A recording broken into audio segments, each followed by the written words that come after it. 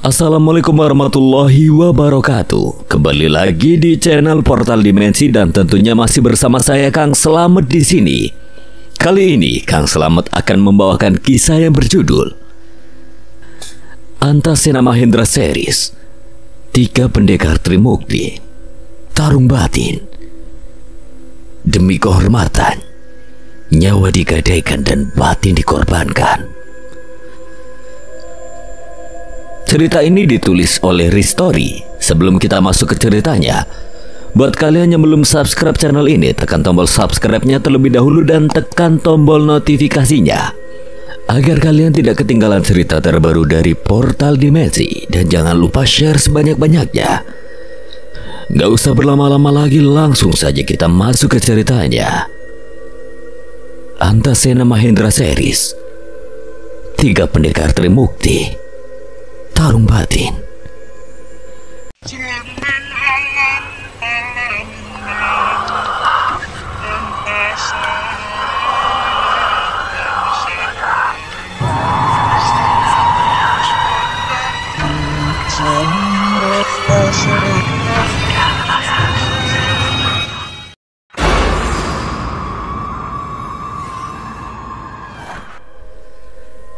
Semua kembali hening, tapi kali ini bukan karena ketakutan, justru karena hati mereka mulai satu arah. Jelas tak ada keraguan, mereka tidak akan hanya bertarung, tapi juga membuka jalan bagi mereka yang tengah berhadapan pada kegelapan. Walaupun tak mudah, namun tekad mereka cukup untuk membuatnya menjadi kenyataan. Selama mereka masih berada di jalan kebaikan, Sang Pencipta akan selalu memudahkan jalan mereka. Hanya itu yang ada dalam benak para pendekar muda itu, terutama ketiga pendekar jagat mukti. Kalau begitu kita sudah tahu jalannya. Ini bukan lagi soal menang atau kalah, tapi soal siapa yang masih punya hati. Dan siapa yang sanggup bertarung bukan hanya dengan otot, tapi dengan akal dan nyawa. Lesmana menatap mereka bertiga. Wajahnya datar, tapi pandangan matanya tidak bisa menyembunyikan rasa bangga yang mengendap di dalam dada. Ia jadi teringat masa lalunya bersama Kinaralaya yang selalu menuntun orang ke jalan yang lebih terang. Dan mereka bertiga tanpa disadari mewarisi tekad tersebut. Aku tahu kalian bisa diandalkan, itulah mengapa Naralaya memilih kalian. Bukan yang terkuat, tapi yang paling siap dalam segala hal. Sagara dan Ranu saling tatap. Tekad yang membara dari ketiga pemuda jagat mukti itu membuat mereka jadi lebih percaya diri kalau mereka bisa melewati semua halangan yang ada. Ayo berjuang bersama, ucap Sagara sembari mengangkat kepalan tangannya ke arah mereka bertiga. Arya menyambut kepalan tangan itu dengan kepalan tangannya, begitu juga Seno, Arto, dan Ranu. Kini Lesmana hanya bisa tersenyum melihat mereka berlima. Di bawah langit yang mulai berubah kelabu, 5 pemuda itu bersumpah dalam hati. Jika tradisi ini adalah ladang pertarungan, maka mereka akan jadi cahaya yang menuntun jalan di tengah darah dan dendam. Keesokan paginya kabut tipis masih bergelayut di antara pepohonan saat Lesmana melangkah lebih dulu, menjibak sunyi yang menggantung di hutan timur Pulau Jawa. Di balik rimbun semak dan akar-akar yang mencuat seperti tangan-tangan tua dari dalam tanah, tampak sebuah bangunan kayu berjoglo tua berdiri dalam diam. Itulah Sasana Wening Sukma, tempat tarung batin tingkat pertama dan kedua akan digelar. Langkah Lesmana mantap, tak sedikit pun ragu. Di belakangnya 5 pemuda berpakaian serba hitam dari padepokan teratai putih menyusul.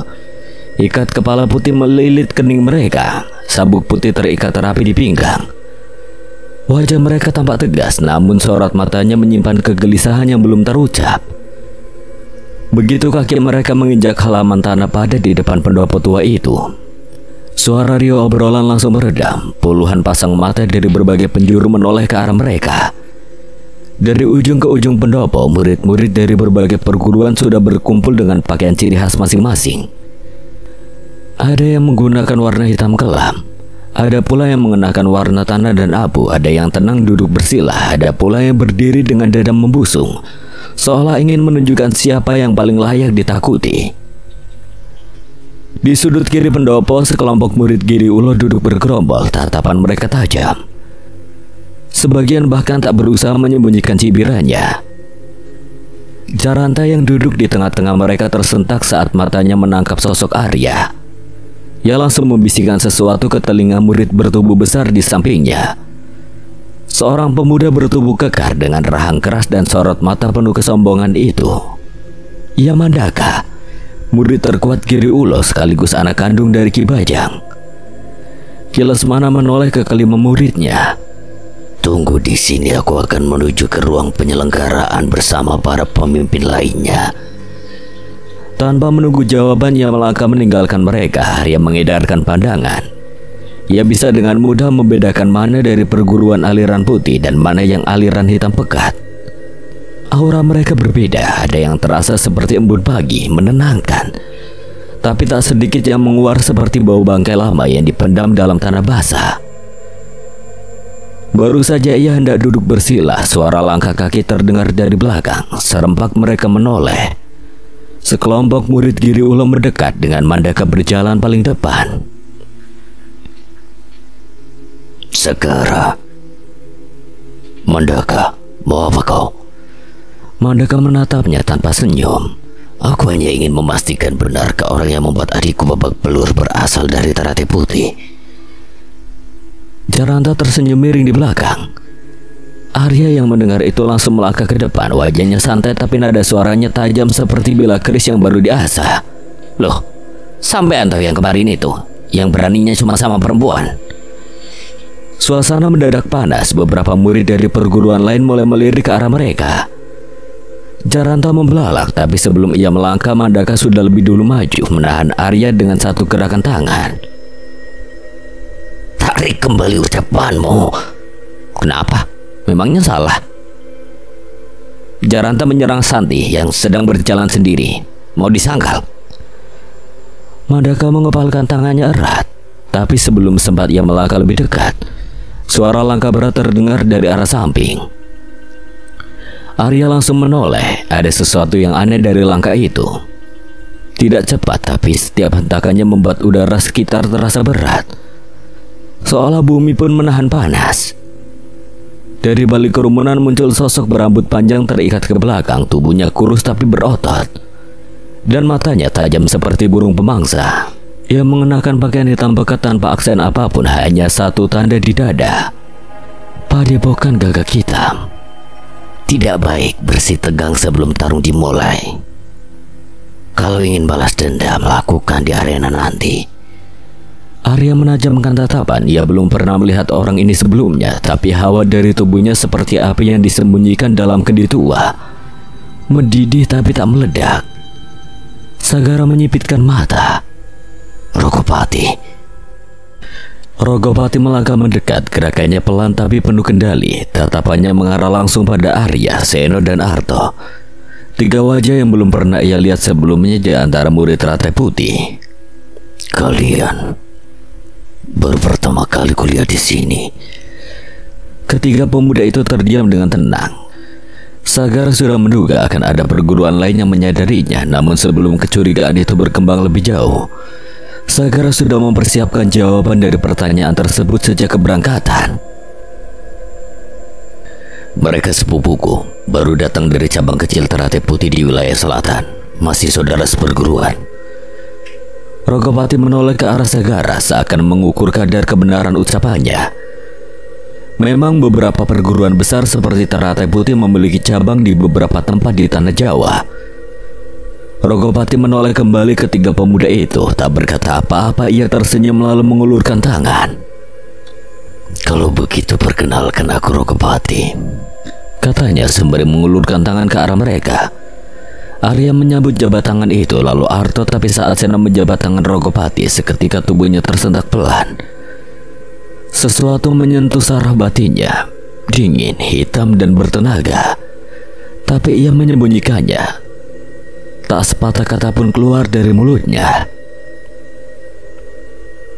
Semoga tarung batin kali ini lebih menyenangkan dengan kehadiran kalian. Tak ada yang membalas Arya yang biasanya membalas penuh candaan. Kali ini hanya diam. Aura yang dipancarkan orang itu terasa berbeda dibandingkan yang lainnya. Rogopati tak berkata apa-apa lagi. Ia berbalik menatap Mandaka yang masih tampak kesal lalu menepuk bahunya. Mandaka, jika kau ingin bertarung, lakukan dalam aturan tarung batin. Kalau kau melanggar, kau tahu resikonya. Bisiknya dengan lirih, namun penuh dengan ancaman. Aku tahu, dan aku akan pastikan Teratai Putih tidak akan berdiri setelah hari ini. Mandaka berbalik melangkah dengan rahang mengeras. Beberapa murid Giri Ulo mengikutinya.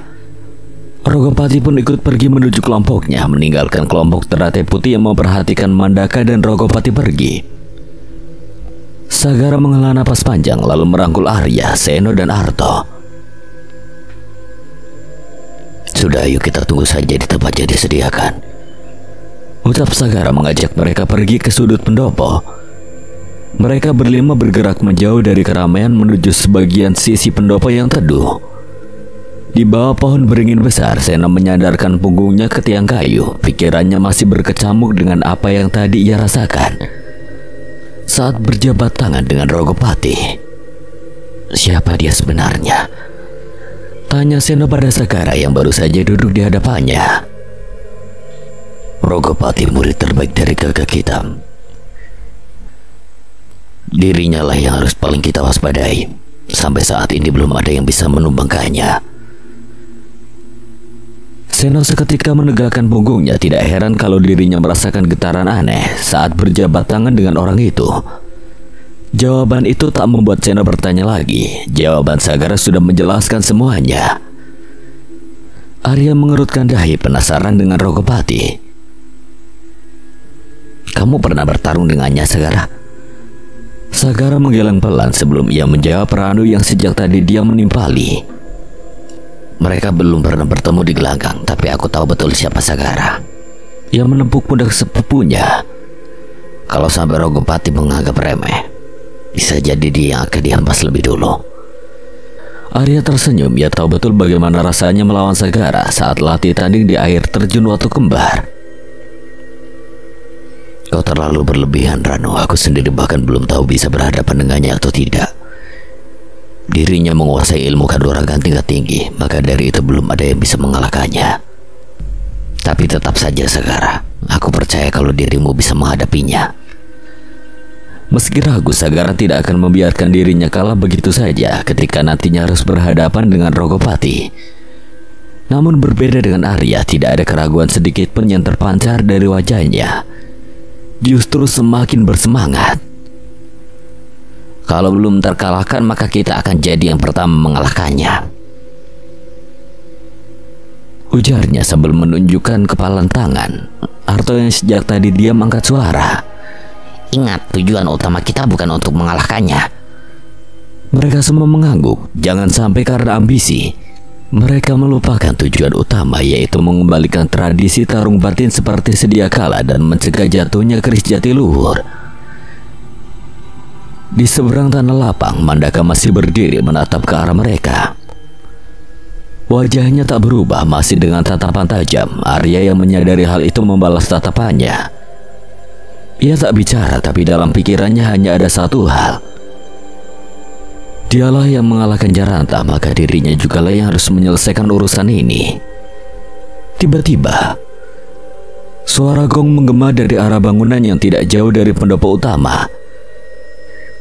Serentak puluhan pasang mata dari berbagai penjuru menoleh ke satu arah. Dari pintu kayu besar, para pemimpin perguruan mulai keluar satu persatu. Di antaranya Ki Lesmana berjalan tenang, pandangannya singgah ke arah murid-muridnya. Sudah dimulai. Salah satu pengurus tarung batin mengangkat bendera merah tinggi-tinggi, memberi isyarat kepada semua murid untuk berkumpul di halaman belakang pendopo. Disitulah Sasana Wening Sukma berada, tanda keramat tempat pertarungan batin dilaksanakan. Langkah kaki berderap menuju tempat itu. Tanah lapang itu luas, dikelilingi pohon-pohon besar dan beberapa patok kayu berbentuk segi delapan tertancap membentuk garis arena. Di ujung utara berdiri panggung kecil tempat para pemimpin perguruan duduk sebagai saksi. Sasana Wening Sukma bukan sembarang tempat. Di tanah ini tidak ada yang bisa mengandalkan kekuatan otot belaka. Disinilah kekuatan batin, pengendalian diri, dan kejernihan niat menjadi senjata utama. Di tengah arena, seorang kami tua berdiri dan mulai membacakan aturan. Tarung batin tingkat pertama akan dimulai sebentar lagi. Semua peserta harap bersiap. Semua murid saling pandang. Detak jantung mereka makin cepat, langit perlahan mulai menggelap, tertutup awan mendung. Tapi ini baru permulaan, belum satu luka pun tercipta. Tapi jiwa-jiwa mulai bersiap menghadapi badai yang tak terlihat. Angin berhembus lembut di pelataran Sasana Wening Sukma, namun di balik ketenangannya, setiap helaan napas para murid kini mulai berat, seolah hawa di tempat itu tidak hanya mempengaruhi tubuh, tapi juga sukma. Arya penasaran bagaimana mereka menentukan siapa yang akan bertarung lebih dulu. Bagaimana mereka menentukan siapa yang bertarung lebih dulu? Tanyanya pada Sagara yang berada di sampingnya. Sagara menoleh menjelaskan padanya kalau pemimpin dari setiap perguruan mengadakan pemilihan tertutup. Satu persatu nama perguruan diacak, itu untuk menentukan giliran. Arya mengangguk mengerti dan kembali memperhatikan kami tua yang masih menjelaskan di depan mereka. Sementara itu Seno tampak celingukan seperti orang yang gelisah. Ada yang aneh dengan Sasana Wening ini. Harto yang melihatnya segera mendekat. Kamu kenapa, No? Entah, di sini aneh. Rasanya seperti ada sesuatu yang menahan gerak tubuhku, tapi tak tampak itu apa. Itu wajar, tempat ini dilapisi pagar sukma. Siapapun yang batinnya tak seimbang akan merasakan tertahan. Seno mengangguk. Ia juga menyadari hal tersebut saat pertama kali menginjakkan kaki. Namun bukan itu yang ia rasakan saat ini. Mungkin kamu kebelet ngising kali, No. Kebelet ngising batumu, gak ada hubungannya. Ya sopo ngerti karena takut. Biasanya kalau orang takut bakal kebelet ngising kok. Seno tak membalas, ia hanya menghela napas. Teman-temannya tidak merasakan apa yang ia rasakan. Seno juga tidak bisa menjelaskan apa yang dia rasakan ini. Sosok pria tua berpakaian serba hitam melangkah ke tengah arena. Mereka semua kembali fokus menanti perguruan mana yang lebih dulu yang akan maju. Suasana di Sasana Wening kembali sunyi. Ketegangan merambat tatkala kami tua mulai berucap.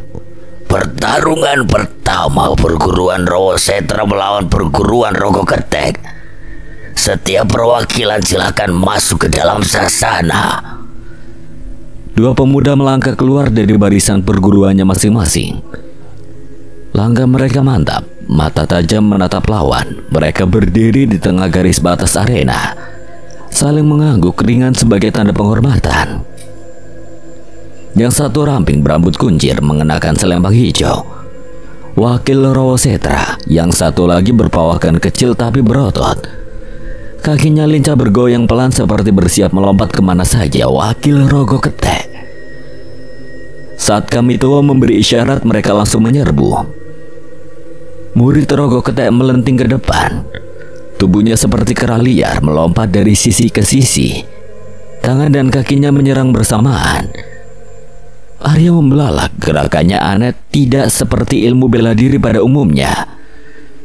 Tapi justru itu yang membuatnya sulit ditebak. Aku baru lihat cara bertarung seperti itu. Ini belum seberapa. Setiap perguruan memiliki gaya bertarungnya sendiri-sendiri. Masih banyak lagi yang belum kau lihat. Arya kembali fokus memperhatikan jalannya pertarungan. Murid Rawasetra bertahan dengan sigap. Ia mengeluarkan teknik bela diri khas alirannya. Serangan tajam bagi tebasan angin. Ia menangkis, selalu memutar dan menendang ke dada lawan. Namun murid Rogo Ketek melenting ke atas, berputar di udara, lalu mendarat di pundak lawannya dan menendang wajahnya dari atas.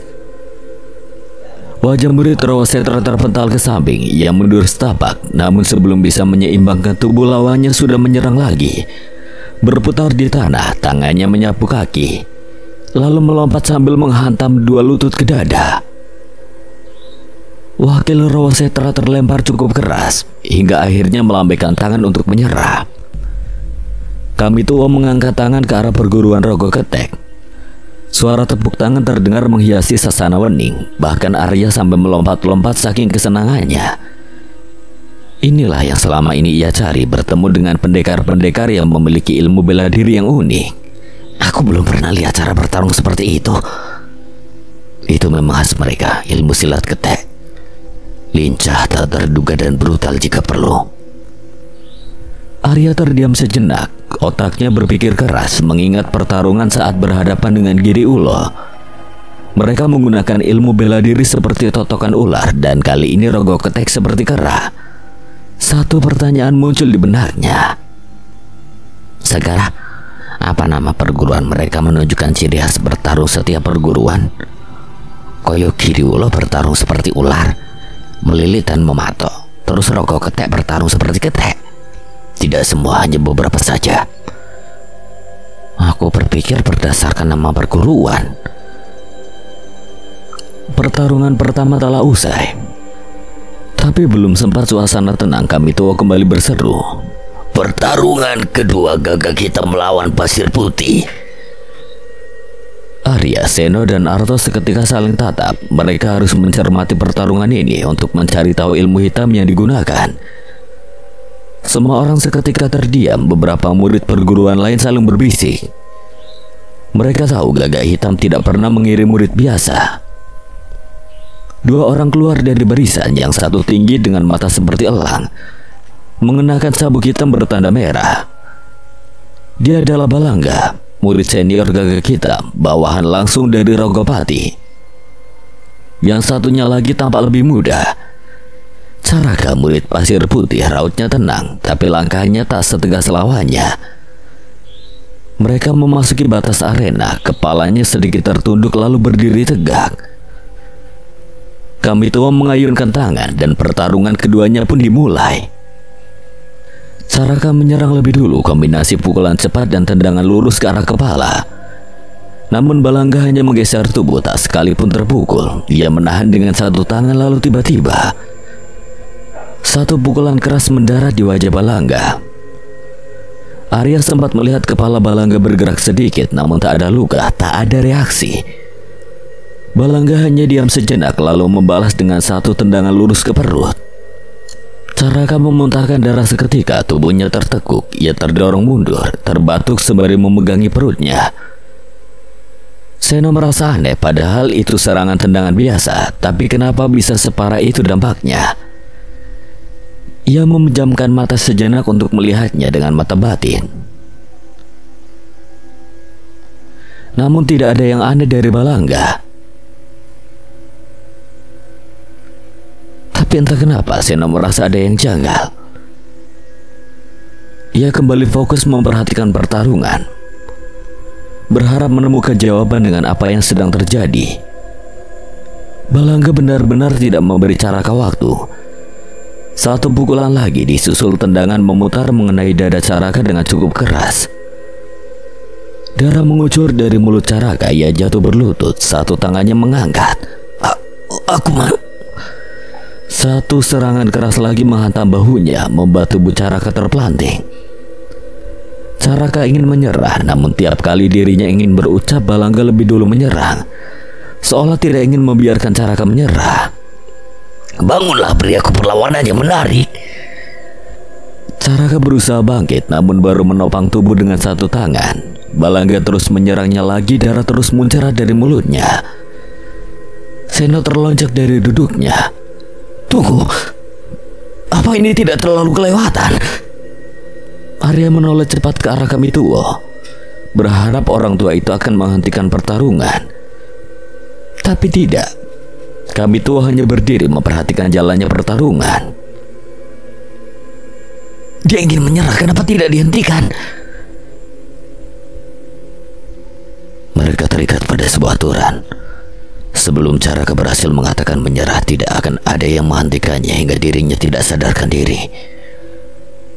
Ini terlalu sadis. Balangga benar-benar tidak memberinya ampun, hingga serangan telak mengenai tepat dada Caraka, membuatnya seketika terbanting tak sadarkan diri. Ini membosankan. Balangga berdiri tegak, tak tersenyum. Tidak pula angkuh. Ia hanya kembali ke tempatnya seperti robot yang selesai menjalankan perintah. Para pengurus menandu Caraka untuk dibawa ke ruang pengobatan. Segera membopong tubuhnya keluar. Arya mengepalkan tangan, amarahnya hampir tak tertahankan. Namun dirinya yang tidak bisa berbuat apa-apa jika dirinya bertindak. Perguruan teratai putih yang akan terkena ibasnya. Kalau ini yang mereka sebut tarung batin, maka seharusnya tradisi ini tidak lagi dilanjutkan. Langit di Sasana Weningsuk kian meredup, matahari belum sepenuhnya turun. Tapi suasana terasa dingin. Bukan karena angin, tapi karena darah yang baru saja tumpah. Arya mengepalkan jemari, hatinya mendidih. Bukan hanya karena kekalahan, tapi karena cara mereka menang. Ia menarik napas pelan namun tak mampu menenangkan apapun di dalam dadanya. Tarung batin ini harus dimenangkan. Harus ada yang menghentikan permainan kotor Gagak Hitam. Suasana belum sepenuhnya tenang ketika Kambito kembali ke tengah lapangan. Suaranya kembali menggema menusuk kesunyian. Ia mengedarkan pandangan lalu tertuju pada kelompok teratai putih. Selanjutnya teratai putih melawan Giri Ulo.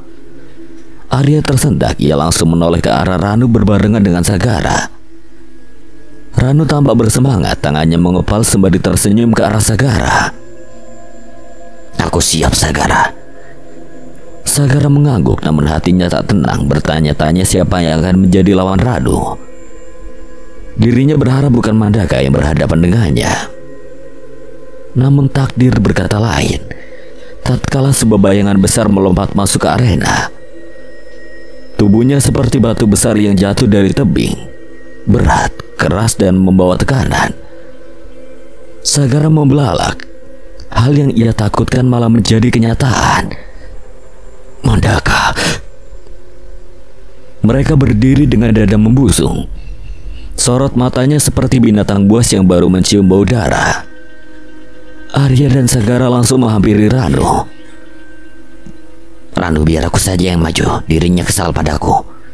Jadi biar aku yang menanggungnya. Aku juga biar aku yang hadapi dia. Sambung Sagara, sorot matanya tajam, serius. Namun Ranu hanya menggeleng seraya melempar senyum. Ia menepuk bahu keduanya. Kiles Mana sudah mempercayakannya padaku. Aku tak akan mengecewakan beliau. Tapi Ranu. Sagara hendak membuka mulut namun kembali disela oleh Ranu. Mau sampai kapan aku terus mengandalkanmu? Arya dan Sagara terdiam, batin mereka gelisah. Sagara tahu betul meski Ranu kuat, Mandaka bukan lawan yang bisa dianggap ringan. Bahkan lebih dari itu, ia seperti ular dan bukan sembarang ular, tapi jenis yang suka bermain-main dengan mangsanya sebelum menelan. Mandaka menyeringai lebar saat melihat Ranu yang berdiri di hadapannya. Matanya melirik Arya dan Sagara yang berdiri memperhatikan. Kenapa kalian malah menurunkan orang lemah ini? Apa kalian takut padaku? Diam kau manusia kadut. Lawanmu sekarang adalah aku. Apa kau bilang tadi? Manusia kadut. Mandaka tersenyum sinis, wajahnya tampak bengis. Ia menoleh ke arah Sagara. Sagara, apa kau tidak mau bertukar dengannya? Atau kau ingin melihatnya cacat? Sagara tak membalas, ia hanya menatapnya tajam. Dalam hatinya berkata, kalau sampai terjadi hal buruk pada Ranu, ia akan pastikan untuk membalasnya. Kambito memberi isyarat, pertarungan pun dimulai. Ranu mengambil kuda-kuda. Napasnya teratur dengan tatapan lurus menatap lawan. Mandaka langsung menerjang seperti banteng lepas dari tambatan. Tubuhnya melesat ke udara. Tendangan keras meluncur dari atas, tapi Ranu masih sempat menunduk. Bahunya nyaris tergilas, tapi ia memutar dan melompat ke arah belakang. Ranu menyerang balik, tangan kanannya menyambar ke arah leher Mandaka, tapi lawannya menangkis dengan lengan kiri, lalu menendang ke arah lutut. Ranu terhuyung tapi masih bisa bertahan. Ia melangkah ke kiri menghindari pukulan susulan lalu kembali menyerang menghantam kerusuk Mandaka. Namun pukulan itu seolah tak berarti apa-apa. Apanya segini kemampuanmu? Mandaka terkekeh. Ia mundur 2 langkah lalu memasukkan tangan ke dalam kantong kecil di pinggangnya. Saat tangannya keluar, ujung jarinya tampak dibasahi cairan berwarna hijau pekat. Melihat gerak-gerik aneh itu, Seno berdiri dari duduknya, menajamkan penglihatan ke arah tangan Mandaka. Racun, gumamnya. Ia berseru cepat. Ranu, hati-hati, jangan sampai terkena serangannya. Ranu menegang, tapi ia sudah terlanjur maju. Mandaka mengayunkan tangan kanannya cepat, hampir tak terlihat. Ranu menunduk lalu memutar. Ia tahu totokan lawannya itu bukan sembarangan. Namun tubuhnya mulai terasa berat, napasnya pendek. Serangan tadi menguras tenaganya. Di saat tubuhnya melambat 1 detik, itulah celah yang ditunggu.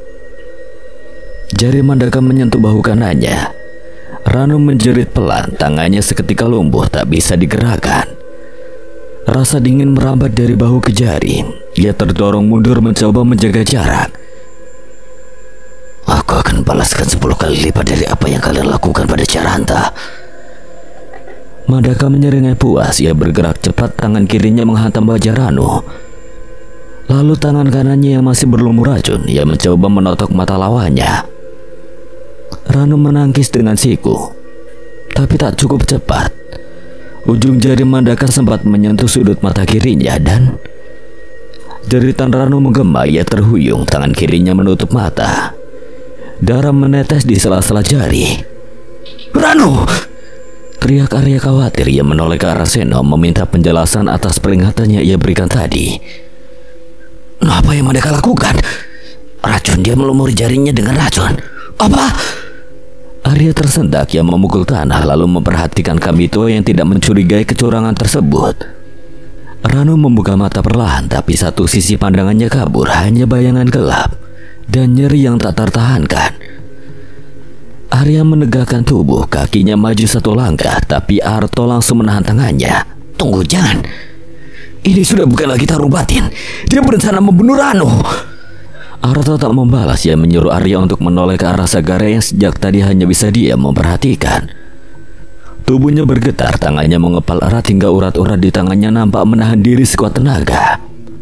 Sagara merasakan rasa sakit yang lebih dari kamu, namun tidak bisa berbuat apa-apa karena aturan yang tertera. Perkataan Arto membuat Arya berpikir 2 kali.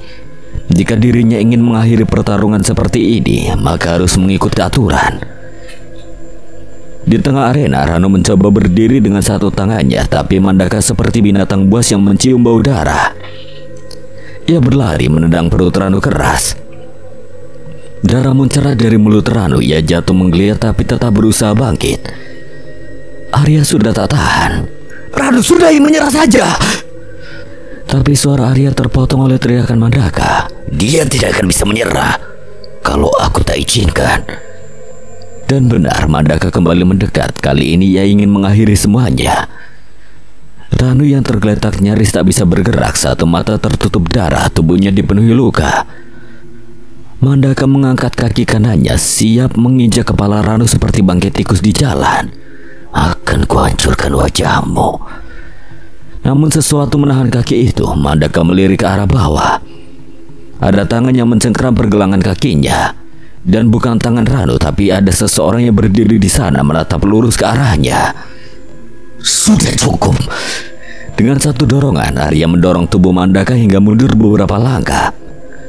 Suasana seketika berubah. Suara dari murid-murid lain membeku. Bahkan Sagara dan Arto tersentak. Tak menyangka Arya sudah berada di tengah arena. Ini melanggar aturan. Kau tak boleh. Sudah cukup. Teratai Putih kalah di tingkat pertama ini. Arya tidak peduli dengan aturan. Ini sudah kelewatan dan dirinya sudah tidak bisa menahan diri lagi. Mandaka menatap puas. Teratai Putih mengakui kekalahan dari Giri Ulo. Kalian lihat itu. Perguruan besar seperti Teratai Putih takluk dengan Giri Ulo. Mandaka mengejek. Arya tak menghiraukannya. Ia memapa tubuh Ranu yang penuh luka, mengangkatnya perlahan. Ranu terbatuk pelan. Darah menetes dari bibirnya, tapi 1 matanya menatap Arya, masih hidup dan sadar. Bertahanlah, aku akan bawa kau ke ruang pengobatan. Kami tuh melangkah maju berdiskusi singkat dengan para pengurus. Suara mereka pelan tapi cukup jelas terdengar di antara hening yang menggantung. Teratai Putih melakukan pelanggaran, maka dinyatakan kalah mutlak dari Giri Ulo. Arya tak peduli, ia menatap Mandaka untuk terakhir kalinya sebelum mundur membawa Ranu keluar arena. Dan dalam hatinya ia sudah menyiapkan satu hal. Jika dirinya dipertemukan dengannya, pertarungan itu akan menuai hasil yang berbeda. Udara di dalam ruang pengobatan begitu tipis, seolah enggan bergerak. Cahaya lampu minyak yang tergantung di atas dipan kayu memantulkan bayangan remang di dinding. Ranu terbaring diam, tubuhnya penuh balutan luka-luka lebam menghitam di dada dan lengan. Namun bukan itu yang membuat semua orang terdiam, tapi luka di mata kirinya. Luka di bagian luar bisa sembuh, tapi yang ini... Tabib itu menggeleng pelan, ia menunduk, tak berani menatap Sagara dan Arya yang berdiri tak jauh. Arya memejamkan mata, giginya mengatup, dan saat tabib itu menyingkir, ia melangkah ke dinding. Tinju Arya menghantam keras dinding kayu.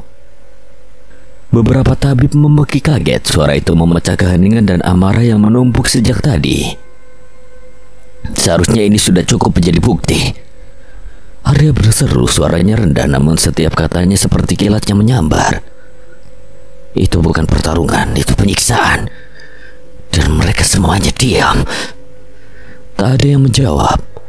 Di sisi lain dipan, Sagara masih berdiri diam, wajahnya pucat, pandangan matanya kosong, menatap Ranu lama sekali, sebelum akhirnya berlutut dan menggenggam jemari saudaranya.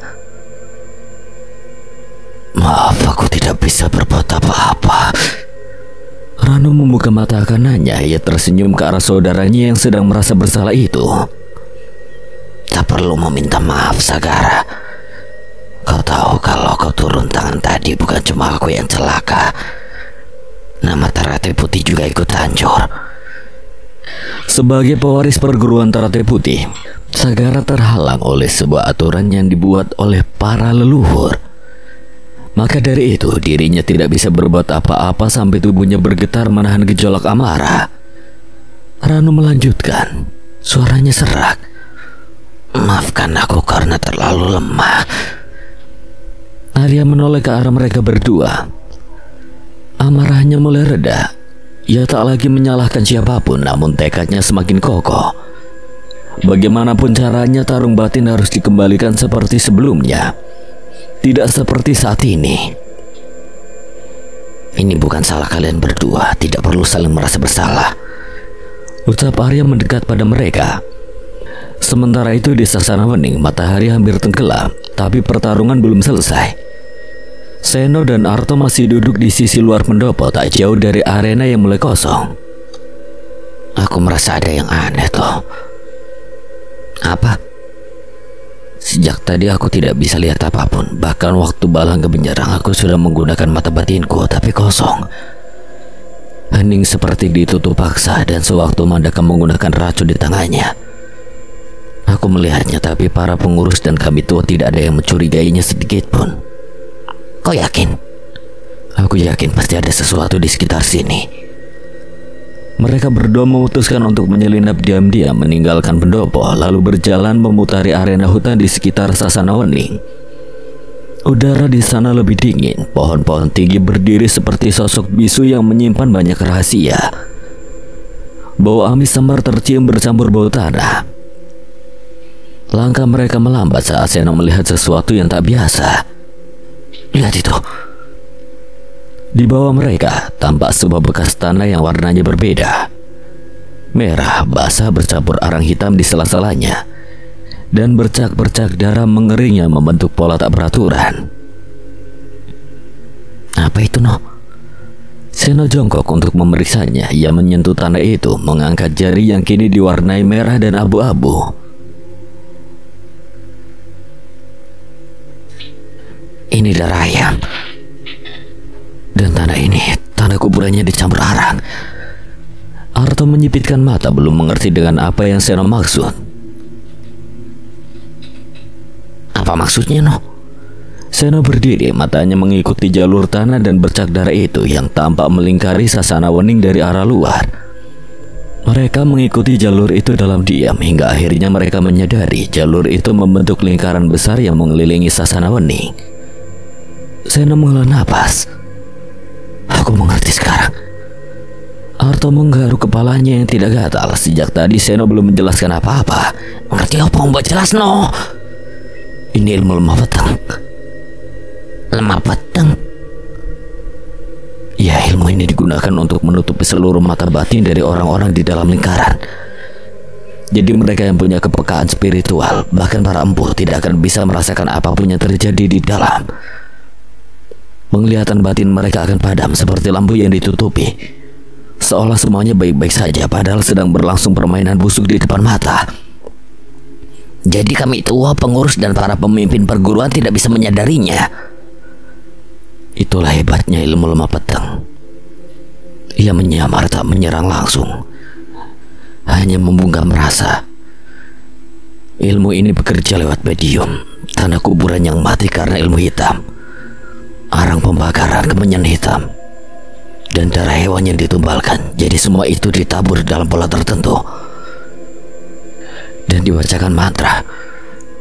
Maka efeknya bisa memutuskan semua ikatan batin orang yang terjebak di dalamnya. Arto menatap jalur lingkaran itu. Berarti ini memang sudah direncanakan. Seno mengangguk. Ini jebakan. Siapapun yang berada di dalam akan kehilangan kemampuan untuk melihat, bukan cuma secara fisik, tapi juga secara batin. Hanya pengguna ilmu hitam yang tidak akan berdampak apapun. Jika benar, maka mereka benar-benar memiliki tujuan yang sama, no? Kita beritahu yang lainnya. Malam menua di pendopo utama padepokan Teratai Putih. Angin menerobos masuk dari sela-sela dinding kayu, membawa aroma kemenyan yang samar-samar masih tersisa dari sembahyang sore tadi. Di tengah ruang yang remang itu, 4 sosok duduk bersila membentuk lingkaran. Seno, Arto, Arya dan Sagara. Wajah mereka tegang, tapi yang paling mencolok adalah tatapan Kilas Mana. Bening namun tajam seperti bilah keris yang disimpan dalam kelopak bunga. Di kamar sebelah, suara napas berat Ranu sesekali terdengar. Tubuhnya masih belum kuat, dan satu matanya tak akan pernah kembali seperti semula. Ki, maafkan aku.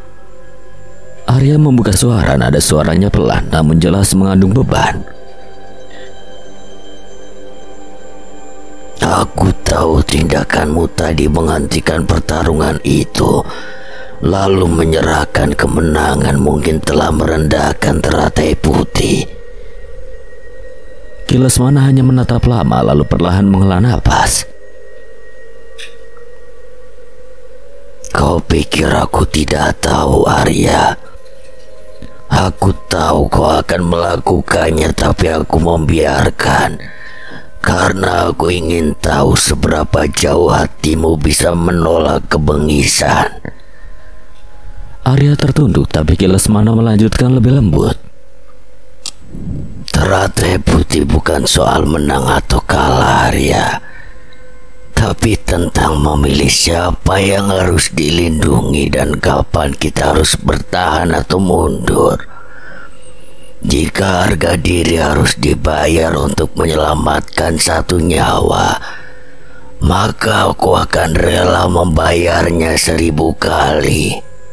Sagara menunduk dalam diam. Arto hanya mengangguk pelan, tapi Seno mengangkat wajahnya. Ada sesuatu yang perlu kami sampaikan, Ki. Apa itu? Seno menatap ke arah Arto sejenak lalu kembali menatap Kilas Mana. Saat arena mulai kosong, kami menyelinap keluar. Kami ingin memastikan kenapa sejak awal pertarungan terasa aneh. Aneh? Iya, aku tidak bisa melihat apapun dengan mata batinku. Bahkan waktu Balangga menyerang, aku sudah aktifkan sepenuhnya, tapi kosong seperti semuanya sudah dibungkam. Lalu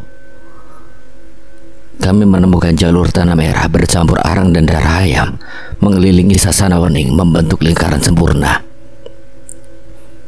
Kilesmana menegang, perlahan ia memutar duduknya menghadap Seno sepenuhnya. Kau yakin itu darah ayam? Aku dan Arto memeriksanya sendiri, Ki. Kilesmana mengusap jenggotnya yang mulai memutih, ada tatapan gelisah yang tidak bisa disembunyikan. Untuk apa semua itu? Mereka menggunakan ilmu lemah patang. Suasana kembali tegang, Arya dan Sagara saling tatap. Kilesmana tampak tersentak saat mendengar nama ilmu lemah patang. Sebagai seorang sepuh, tentu dirinya sudah pernah mendengar nama ilmu tersebut, namun dirinya belum pernah mendapatinya secara langsung. Apa kau yakin kalau itu lemah patang? Kenapa aku dan pemimpin perguruan lainnya tidak menyadari hal itu? Ya, aku percaya. Itu yang digunakan untuk menyelimuti Sasana Wening. Itulah kenapa para pemimpin perguruan dan kami tua tidak bisa melihat kecurangan yang terjadi. Ilmu itu memutuskan ikatan batin orang-orang yang ada di dalamnya. Sagara mengangkat wajah. Jadi mereka membuat semua orang seolah-olah buta. Tepat sekali. Lemah patang tidak menyerang langsung. Dia membungkam, seolah semuanya tampak wajar. Tapi kenyataannya, semua yang memiliki kepekaan spiritual tidak bisa melihat apapun. Itu sebabnya para pemimpin tak bereaksi. Kilesmana kembali diam, tangannya memainkan jenggot dengan pelan, seperti sedang menimbang sesuatu. Siapa pelakunya? Aku tidak tahu pasti, tapi satu yang pasti, ilmu ini tidak mempan pada pengguna aliran hitam. Hanya mereka yang tetap bisa bertarung dan mengendalikan energi mereka sepenuhnya. Dan itu menjelaskan kenapa serangan Palangga tampak biasa saja tapi berdampak mematikan. Atau mereka bisa menggunakan racun terang-terangan tanpa siapapun yang menyadarinya. Kilesmana mengangguk pelan, wajahnya kini benar-benar muram. Aku tak menyangka kalau mereka sampai harus melakukan ilmu itu di tradisi sakral ini. Kami menduga Gagak Hitam dan Giri Ulos, setidaknya dua dari mereka sudah bekerja sama. Tapi bisa saja ada lebih banyak perguruan yang terlibat. Kilesmana menatap lampu minyak di depannya. Lama sekali api itu bergoyang pelan, seolah menari dalam kegelisahan. Jika dibiarkan, pertarungan tingkat selanjutnya bisa menjadi jatuhnya korban jiwa tanpa diketahui. Semua terdiam. Sagara tidak bisa menyembunyikan amarahnya. Ranu sampai harus kehilangan satu matanya karena permainan yang mereka buat ini. Lalu apa yang harus kita lakukan? Semua mata menoleh ke arah Seno meski masih muda. Jika sudah berhubungan dengan dunia spiritual, hanya Seno lah yang mampu menjawabnya. Mungkin kita bisa menetralkannya. Bagaimana caranya? Aku pernah membaca dari kitab ilmu hitam kalau tanah lemah patang bisa dibersihkan dengan air kembang 7 rupa yang telah didoakan, dan garam kasar itu akan menetralkan energi hitam yang merambat di tanah. Selain itu, mereka tidak bisa lagi menyembunyikan niat buruk mereka dan menahan batin pengguna ilmu putih. Kilesmana menarik napas dalam, takjub dengan pengetahuan Seno. Dirinya mirip Kinaralaya jika dalam ilmu spiritual. Kau hebat bisa mengetahui itu semua. Arya menepuk-nepuk bahu Seno seraya berkata, Siapa dulu, Ki? Joyo Susena Wiratama. Kalau begitu malam ini kita persiapkan apa saja yang kita butuhkan.